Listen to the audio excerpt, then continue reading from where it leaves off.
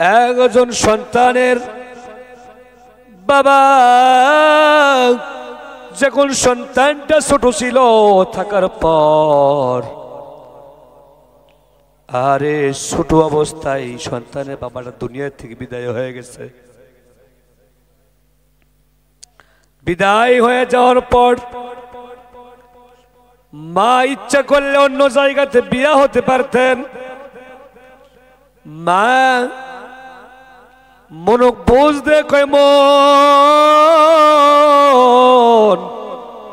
না না ইচ্ছা করলে বিবাহ হতে পারবো কিন্তু না বিবাহ হব না।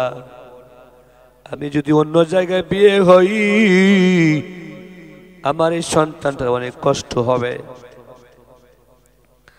সন্তানের দিকে মা তাকাইয়া কোনো জায়গাতে বিয়ে হলেন না। মা মানুষের বাড়িতে কাজ করে করে হাট বাজার করে আর মা সন্তানকে খাওয়ায়, মাও খায়, এই মাও খায় সন্তানকেও খাওয়ায়।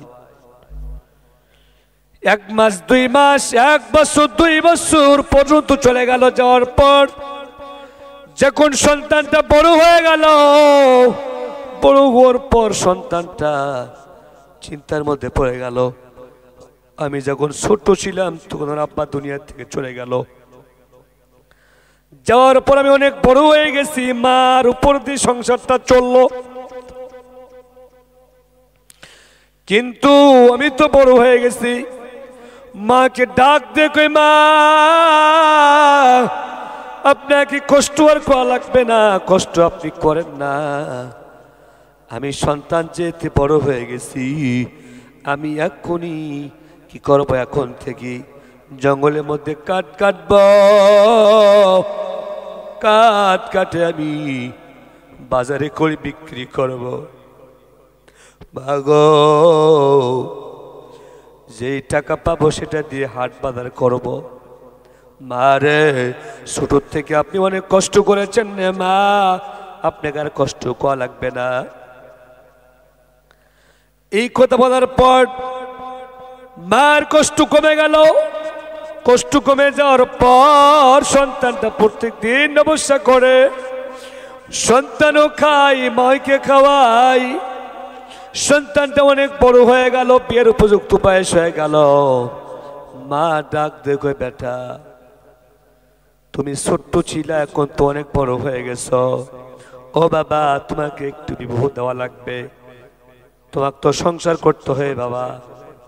সন্তান কয়ে মা ঠিক আছে তাহলে মা কোথায় বিয়ে দিবেন তেন আমি রাজি হয়ে গেলাম। মা কি করলেন, সন্তানটাকে বিবাহ দিলেন। বিবাহ দেওয়ার পর এইবার মা ওই যে সন্তানটার স্ত্রী শাশুড়কে দেখতে পারে না। মাঝে মধ্যে ঝগড়া হয়, কিন্তু সন্তানটা মাকে সান্ত্বনা দেয়, বিবিকে সান্ত্বনা দেয়। সান্ত্বনা দিয়া মাও থেমে যায়, বিবিও থেমে যায়। আবারও কিন্তু গন্ডগোল হয়। সন্তানটা মাকে পোষ দিয়ে থামায়া দেয়, এইবার স্ত্রীকে পোষ দিয়ে থামায়া দেয়। হঠাৎ করে একদিন সন্তানটা ডাক দিয়ে কয়, এই বিবি আজকে আমি জঙ্গলে কাঠ কাটতে যাব, খড়ি নিয়ে আসতে যাব। আমার যদি আসতে দেরি হয় তুমি কখনো কি করবা না, বাড়িতে বসে থাকবে না। আমার জন্য তুমি একটু কি করবা, আমার জন্য তুমি ভাত সাজে নিয়ে যাইবা। আজকে আমি ভাত মনে খেতে আসতে পারবো না, ভাত তুমি আমাকে কি করবা সাজে দিয়ে আসবা। কিন্তু সন্তান সকাল থেকে অনেকক্ষণ পর্যন্ত কাঠ কাটে অপেক্ষা করলেন। তার বিবি কিন্তু স্বামীকে খাবার দিলেন না, সাজে নিয়ে গেলেন না, সাজে নিয়ে যাওয়ার নিয়ে গেলেন না। এইবার সন্তানটা না খাইয়ে বাজারের মধ্যে খড়ি বিক্রি করলেন। খড়ি বিক্রি করার পর এইবার সন্তানটা সন্ধ্যার মধ্যে চলে আসলেন। আসে দেখতেছেন তার বিবির মনটা খুব খারাপ। বিবিকে ডাক দে, কয় বিবি রে তোর মন জি খারাপ কেন, কি হয়েছে? তোমাকে আমি ভাত ছাদে নিতে বলেছিলাম, তুমি আমাকে তো ভাতও তো নিয়ে গেলে না। বিবি ডাক দে, কয় স্বামী গো না না, আপনার মা যদি বাসাতে থাকে আমি এই বাড়িতে কখনো থাকবো না। স্বামী আমাকে যদি আপনি রাখেন তাহলে আপনার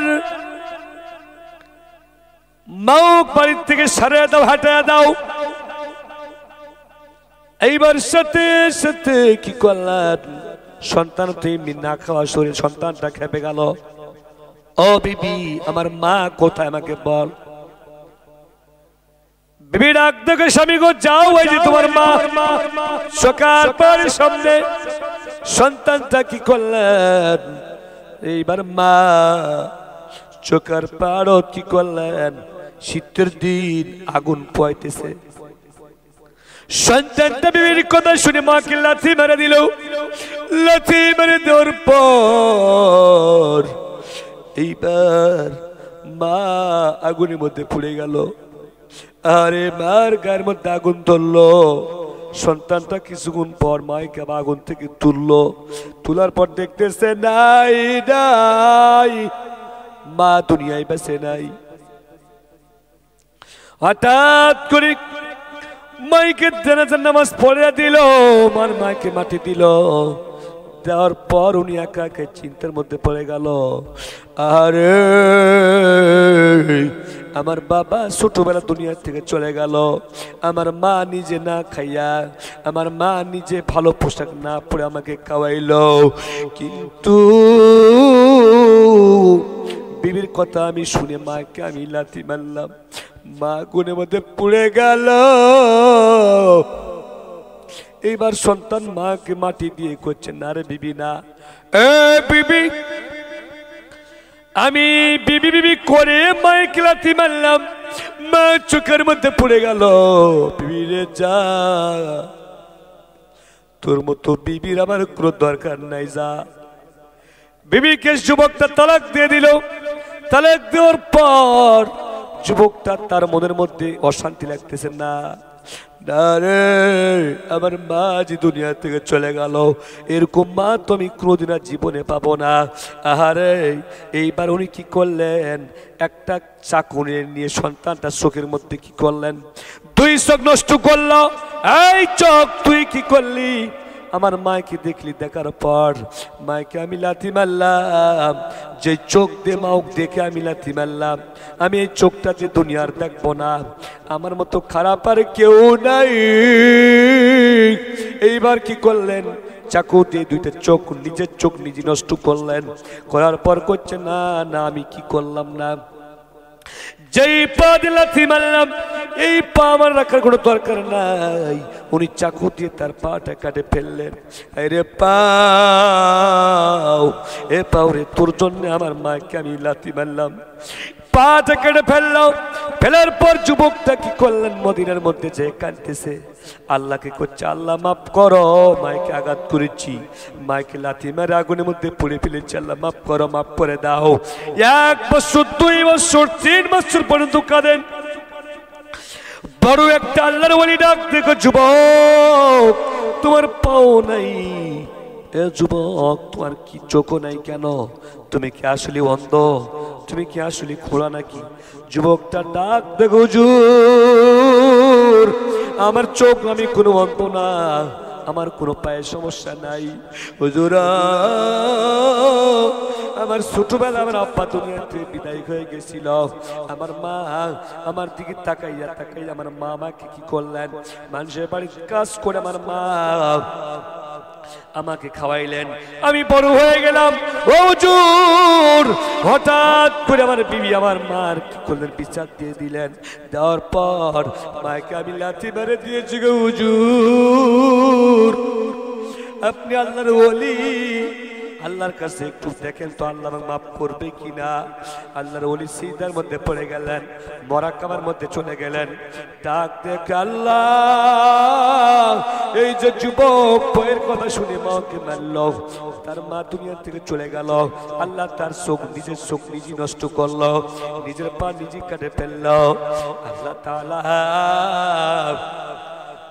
তাআলা গায়েবী আওয়াজ দেখো আল্লাহর ওলি এই বন্ধু যুবককে যায় এই যুবক খালি 1 বছর 2 বছর নয়, সারা জীবন যদি কাবা ঘরের মধ্যে কান্দে আমি আল্লাহ তা কখনো মাপ দিব না।